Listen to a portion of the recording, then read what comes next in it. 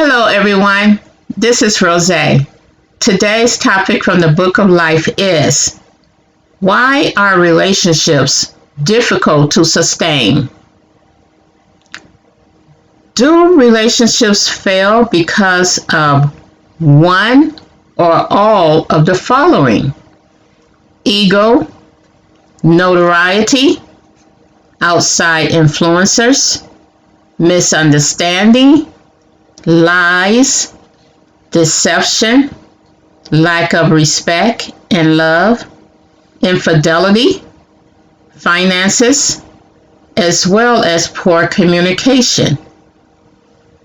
If this is the case, what does it take to keep a relationship together on one accord in harmony? Let's take a look at this short story from the Book of Life. Relationship is the state of being interrelated between participants.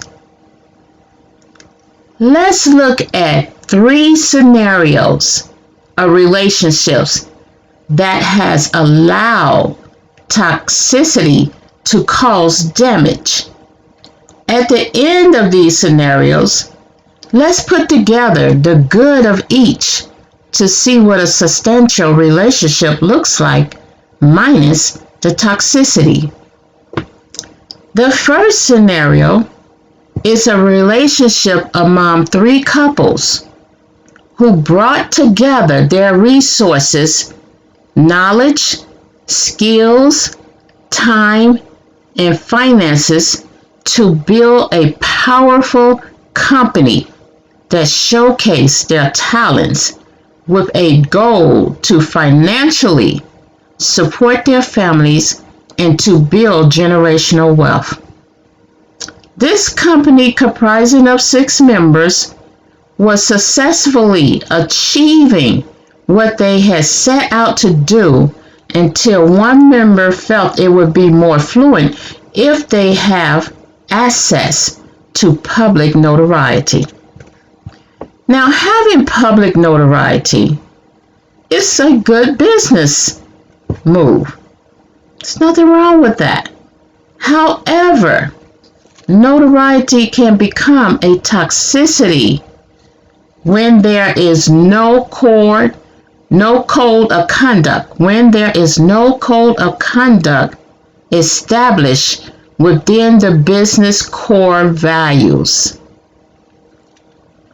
Personal problems and feelings should never be an influencer in business operations, especially within the public eye.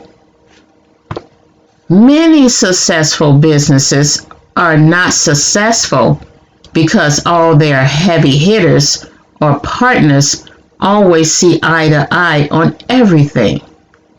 It's because the partners keep the goal in mind and operates within that goal, which is to grow the company.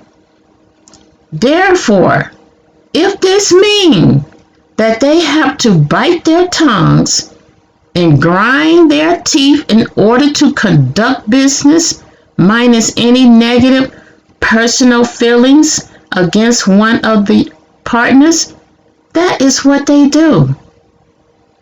Some of the partners in this scenario allow personal situations to showcase their personal feelings and emotions within the business setting. Not only did they showcase their personal feelings, they publicly air their emotional outbursts by including other partners who were publicly free from it. They expose other partners' alleged personal dirty laundry. The moral of this company's partnership clearly shows that hurt people do not want to hurt alone. This is a clear case of, if my personal affairs are going to be publicly exposed, So will yours. Partnership or no partnership. Because of the public outburst, this company's partnership has been severed. The company ownership has decreased from 6 to only 2 people. The second scenario is an intimate relationship among a couple. This couple has been married for 5 years. The husband is the site manager of a distribution warehouse for a large corporation. The wife owns a small paralegal business that consists of herself and 6 employees. During the first year of this couple marriage, the husband would open the doors for his wife, carry items from her car into the house. He would take his wife on a date every weekend, ask her opinion on important issues. He actively listens to her viewpoint. He covered 75% of the household expenses, as well as take her car for service. After the first year of marriage, the husband changed. He reduces his coverage of the household expense to 50%. He stops opening doors for his wife. He stops taking her on a date. He stops carrying heavy items or any item for her. In fact, he would sit and watch her carry heavy items without offering to help. She was no longer allowed to share her opinion on important issues, and he no longer valued her viewpoint on anything. If she had a flat tire, best believe she had to call AAA. She had to take her car for service each year because the husband always claims to be busy.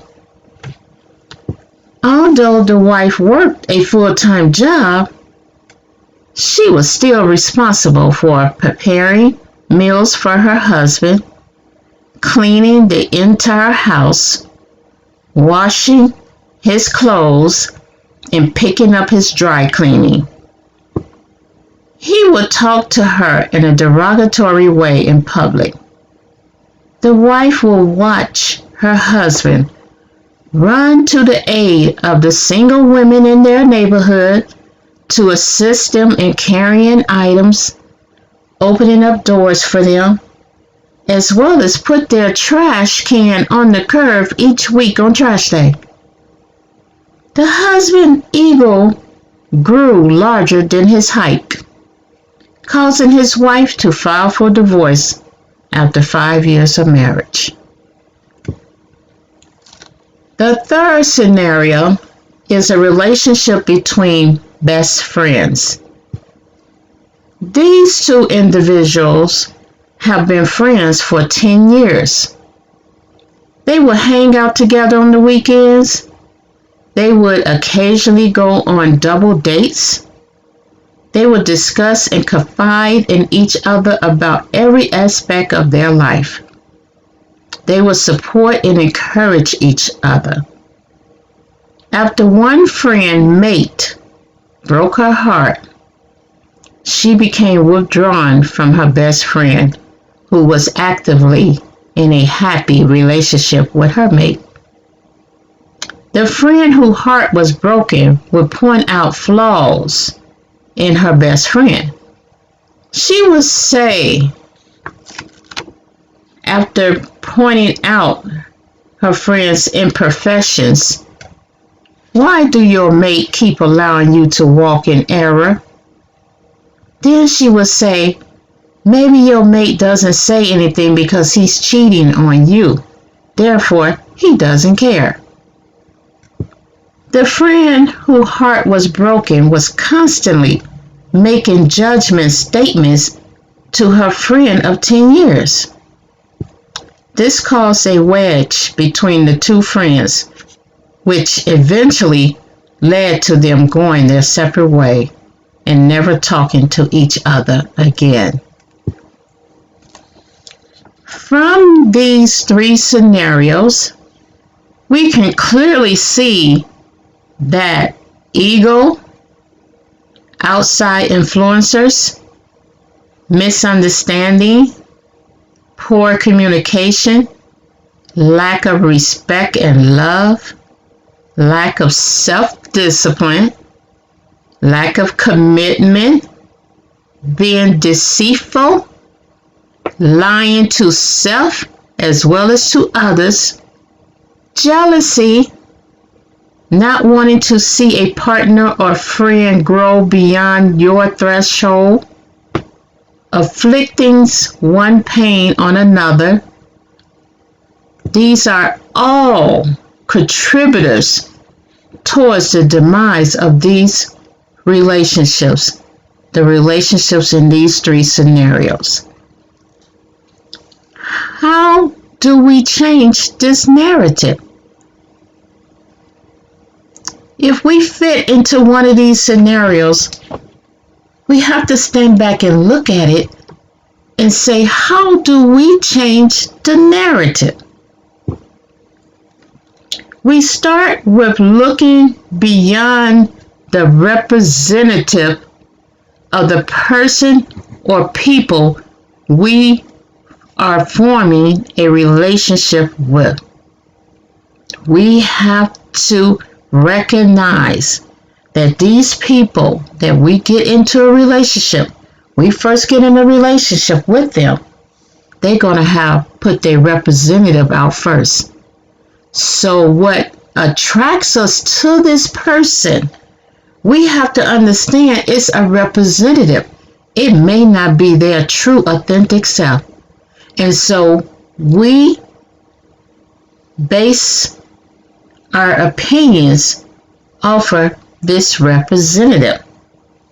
So we have to know how to slow down when we meet somebody and observe them more, get to know them, or just accept in our spirit that this is a representative and go from there.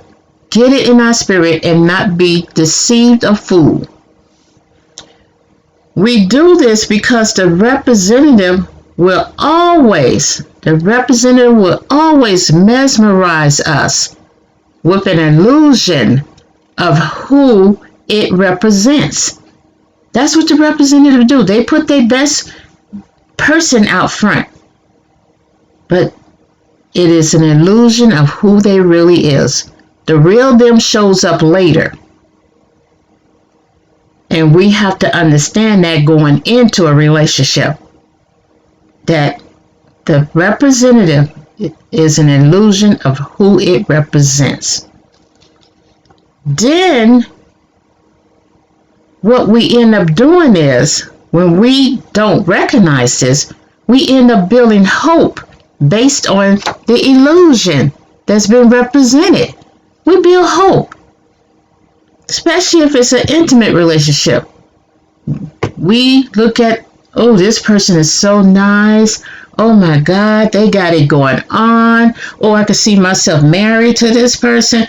Oh, we're going to live happily ever after. I already see the White House and picket fence. I already see 3 or 4 babies. Oh, this person is, he is just forever what I wanted.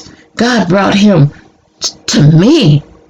But we got to take a sit back and not allow that representative to guide our emotions and make us see something that is not there. So we got to, it's not thinking negative. It's thinking realistic. We're not going to say, oh, this person is probably a serial killer. We don't know who this person is. No, it's not thinking that way.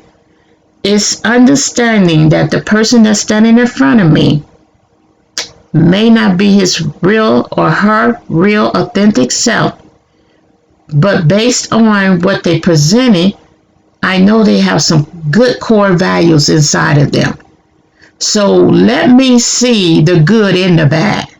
Let me take a minute to see if I can deal with the bad, the person that's gonna, authentic person that's gonna show up later.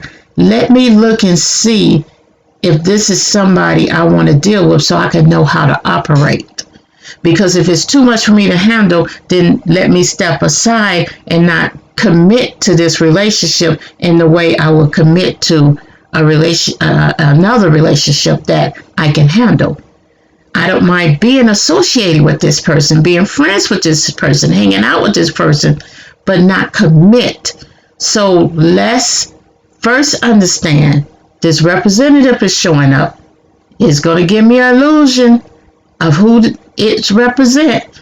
So let me understand that and get to know this person in a more intimate, personal way.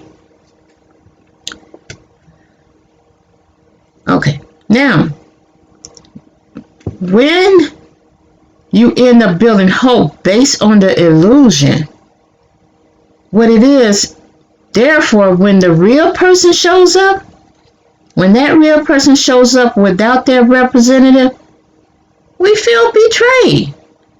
And understandable so. We feel betrayed because this person gave us an illusion of who they were.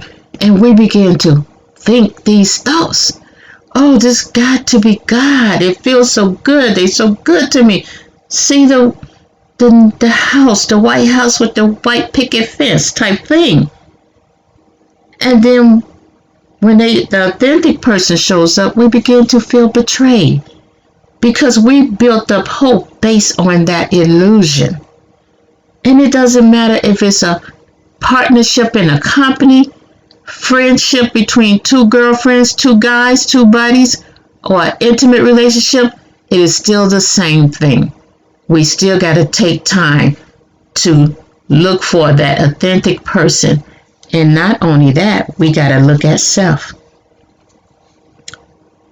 So now, when we feel betrayed, this betrayal causes us to match the energy of the real person. So now we begin to match that energy and we begin to give them what we feel they're giving us. So now we both are emotional people who's responding to each other with attitudes and all of those things that we see that breaks up relationship, egos, and we talk about it to other friends, so we let those outside influencers guide us, and then we have our own perception about something which can be totally misunderstood or totally not the truth. So, and then we start slowing down in our communication, so now there's a poor communication.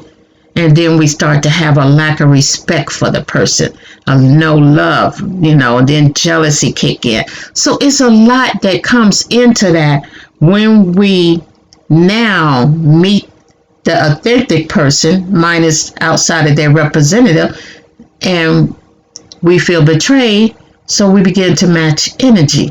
So now both parties are bringing this. We may look at it and say, this person is bringing it, it's not me. But yeah, we bring it because we match the energy. So we're both bringing it.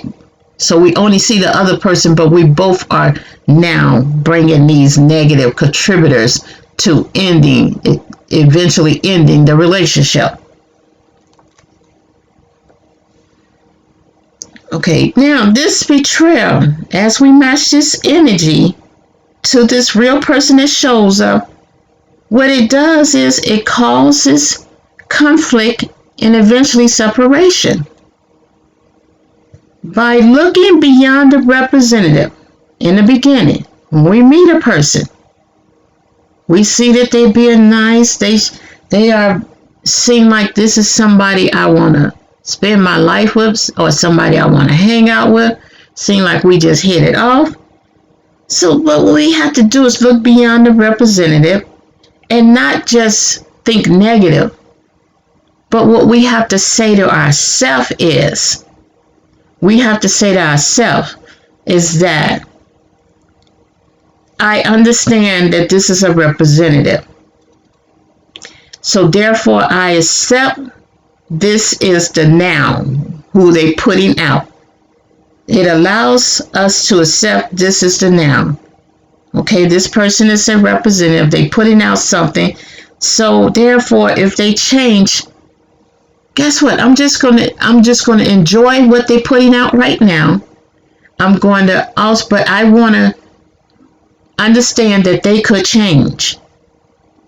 And however, we understand it could change. Nevertheless, if it changes, we have to say to ourselves, if it changes, I am committed to the goal, because what I brought to the table is my authentic self. So that's what we have to do. We have to understand that when we meet somebody, they bring in a representative, but we cannot match them by bringing a representative.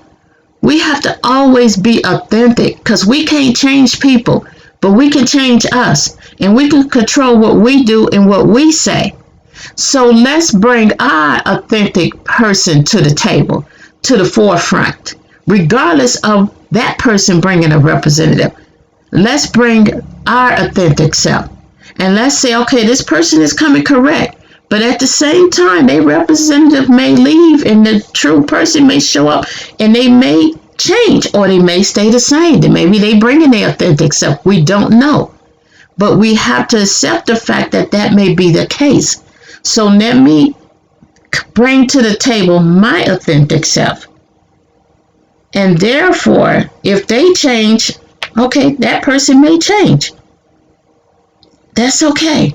I am committed to the goal, because what I brought to the table is my authentic self, who refuses to allow emotions to alter the initial course of action. And that's what we have to do, is work on self. And if we all work on self and being our authentic self, and bring to the table our authentic self, because we all have skills and trades and knowledge and things that if we come together with somebody and we form a partnership, we can make it grow to something beautiful. But if we do not bring our authentic self, if we don't set within ourselves and commit to the goal and say, regardless of what this person showed me later, I'm going to commit to the goal. Now, if this person want to pull out because they're being ugly, because they're being a certain way, let them do it. I'm going to be the one still standing, committing to the goal, because I'm here to win. So we have to be authentic and refuse to allow emotions to alter the initial course of action. And from there, we will grow and possibly have a beautiful relationship. Maybe if the other person is matching and coming with their authentic self, then there's no need for the relationship to be severed because of all of these things that we see that destroys relationships, that causes relationships to be toxicity, and they eventually cause the relationship demise. They grow apart, they separate and go their own way. Be blessed, people. Click the thumbs up button and be blessed and be safe. Peace.